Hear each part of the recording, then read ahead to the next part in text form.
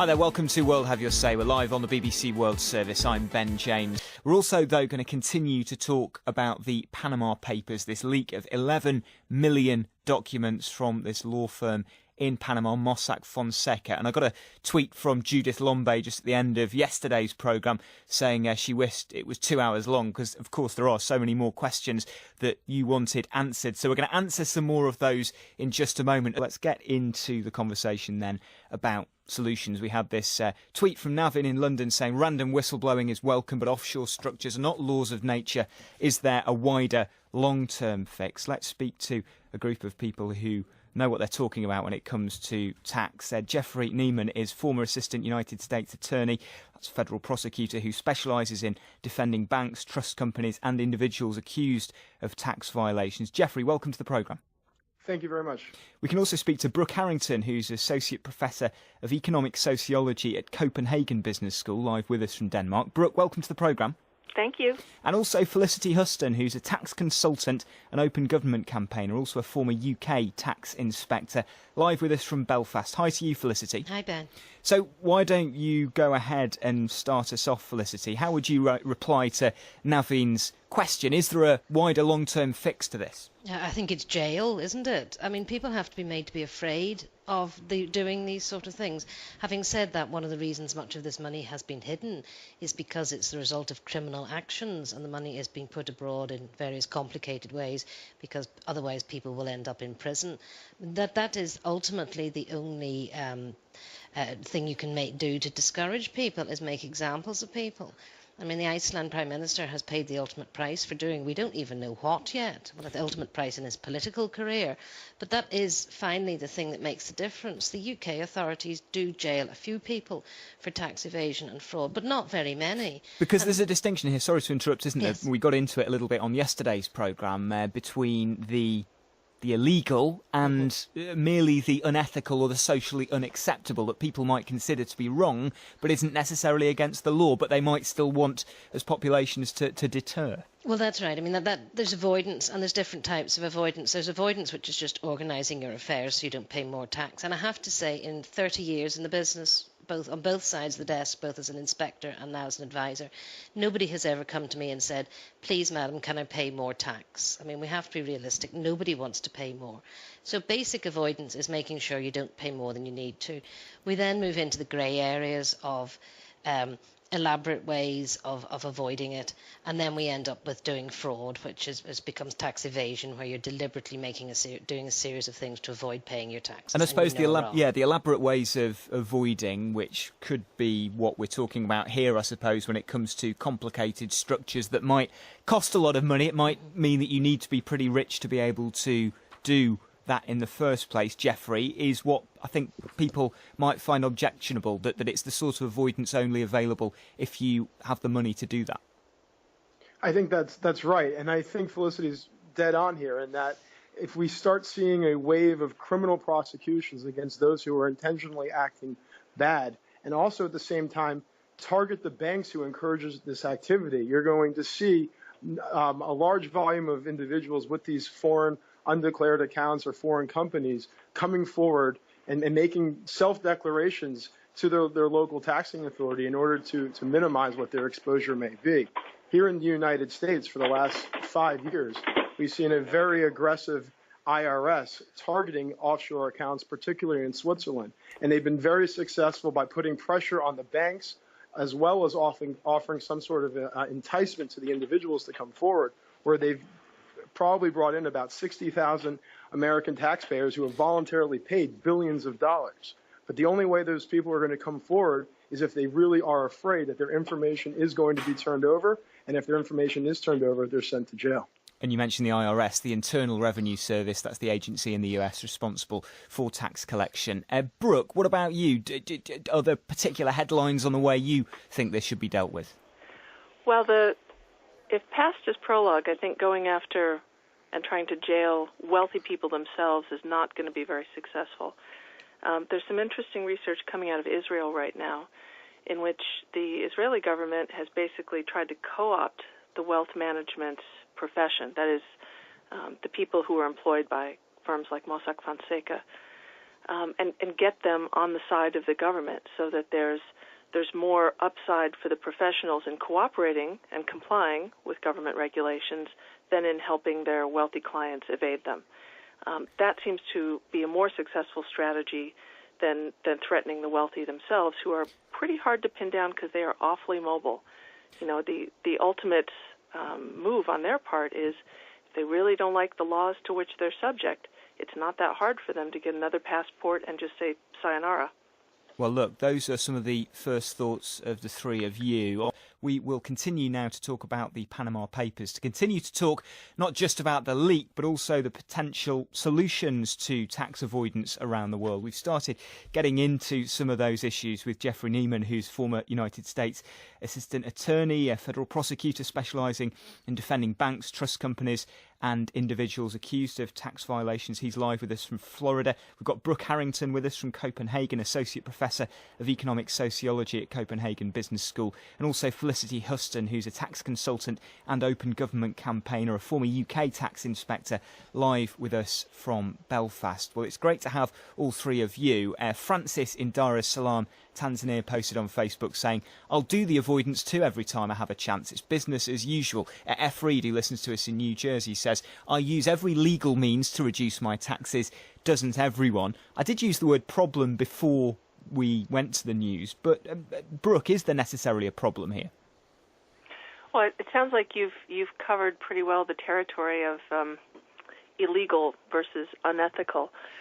So if there's a problem here, it's a problem with the gap that has arisen between those two things. The fact that the Prime Minister of Iceland now feels, he's been asked to step down. As far as I know, he has not been accused of any criminal wrongdoing. At least that's what The Guardian was reporting when I checked earlier this afternoon.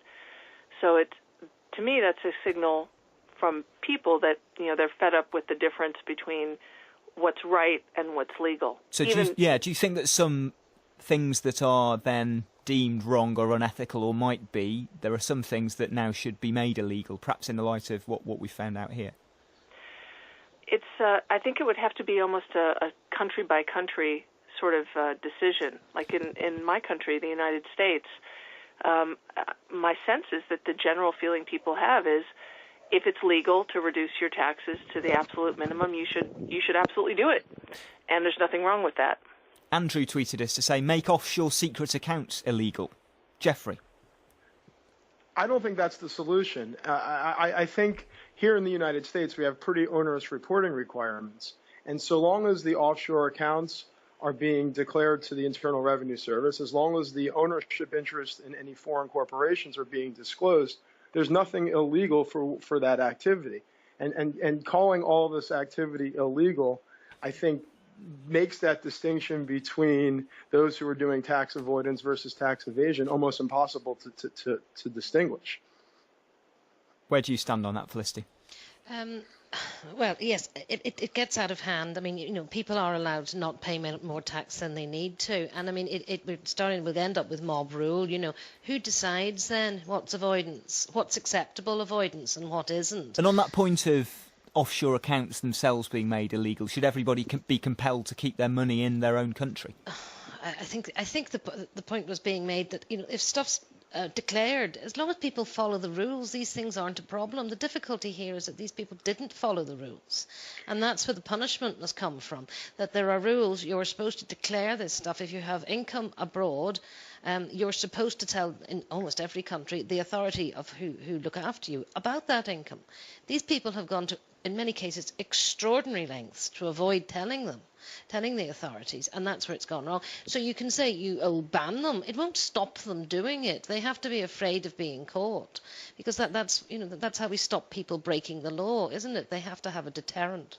Now, a number of people are talking about the type of tax, the way that tax is structured. Andy in Germany tweeted us to say a simple 5% fixed rate tax for everyone, rather than complicated sliding scales, would be a fair and transparent tax. Too easy, he asks himself and asks us. What do you think, Brooke? That flat tax proposal has been put forward in the U.S. for many, many years, and I'm not nearly as qualified as Felicity to speak about this because I have no accounting background, but my understanding is the reason that you don't see more flat taxes imposed at the national level is because it's regressive. Mm-hmm. It tends to disfavor the poorer members of society. In that the 5% that somebody of low income would pay would be worth so much more to them and have much bigger impact on their life than 5% of a billionaire's income. But in terms of, because I know the work you've done, and it's a fascinating piece that you wrote in The Atlantic, which is why we got you on today, where you actually trained up in the sort of wealth management field in order to study as a sociologist the people that work in that yourself. When it comes to these high value individuals, are they trying to pay less tax or being able to because the complexities allow them to do that? One of the things that I discovered to my own surprise was that tax avoidance, while it gets the majority of the headlines, is really just the tip of the iceberg for high net worth individuals. If you happen to be, say, from the United Arab Emirates, you don't have a worry in the world as far as tax. You don't pay any. There aren't any. But you do care about things like Sharia law compliance. For example, if you want to be the finance minister of your country, you cannot be seen to engage in haram activities like buying or borrowing and lending money at interest. So what you have to do is get your wealth into the hands of a wealth manager, get it offshore. You can enjoy the benefits of that fortune, but your hands are technically clean. Just like, someone in Iceland could say, my hands are technically clean. I haven't broken any laws. Unethical maybe, but not illegal. And Felicity, if there were flat taxes in countries, from your experience, do you think it would either make tax easier to collect or deter people from avoiding it? Well, that is certainly one of the theories, but as you've already discussed, the issue is the regressive nature of it, and then instead of having income tax collected that way, you probably put up most of the burden onto sales tax, and then people make a choice: do I want to buy this with a 40% VAT on it or not, as the way the government raises its funds? The theory is that the simpler you make tax, the less likely people are to start doing avoidance things or evasion, etc., etc. Whether it is practical or not in a large developed country, I'm not sure. I don't think it would really work, but it is certainly one of the theories as to how we might try and get some of it stopped. But I mean, what Brooke was saying about the other reasons why people are putting the money ashore, that offshore is very critical to say. It's not just the tax. There are all sorts of other reasons why they're hiding money. They can be a billionaire can be hiding his assets from his spouse for fear there's an acrimonious divorce, so the other half doesn't find out what he or she is really worth. Or it can be hiding money from creditors when you're claiming that your company is becoming bankrupt. That's not really the case at all. You just don't want to pay them. You plan to go bankrupt and do whatever is necessary to avoid your bills, and so you shift your assets offshore again to hide them. That's just the other sort of thing that's been going on. Now, I had a couple of tweets, and this perhaps goes back to the issue of whether or not this stuff is socially acceptable. Moo in Australia tweeted, "Name them and shame them," and then Moo named a company. Can't verify the claim about the company, but talking about companies shifting hundreds of millions offshore, which might be technically legal, but if we boycotted, they'd wake up. And Kenneth in the UK tweeted, "Perhaps the information on tax avoidance schemes, when published far and wide, will allow people to buy company products or not." Jeffrey, have you ever seen any evidence that the tax affairs, although legal, of a particular company or entity has led to commercial problems for them? I think in that regard, transparency is important from the public's perspective, but I think we need to be careful here not to criminalize what is not necessarily criminal behavior. And as we've discussed, the mere existence of these foreign corporations or these shell companies and the mere existence of the offshore banking or a company's decision to act in this manner doesn't necessarily mean that they're doing anything criminal. And maybe if they have the legitimate reason, they're maybe not even doing anything unethical or immoral either. So I think that's kind of the slippery slope and the danger that we're getting into here with the outrage, at least the initial outrage from the release of these papers. Well, thanks to all three of you for taking part in that. Great to have your expertise. Thanks to Jeffrey, to Brooke, to Felicity. We just had a tweet in from Navid, who is listening in San Diego, California, saying the only reason these tax avoidance techniques are not illegal is because those same people push the laws to be written as such. Do carry on the conversation. You can go to BBC World Have Your Say on Facebook to take part in that as well and trade your opinions there.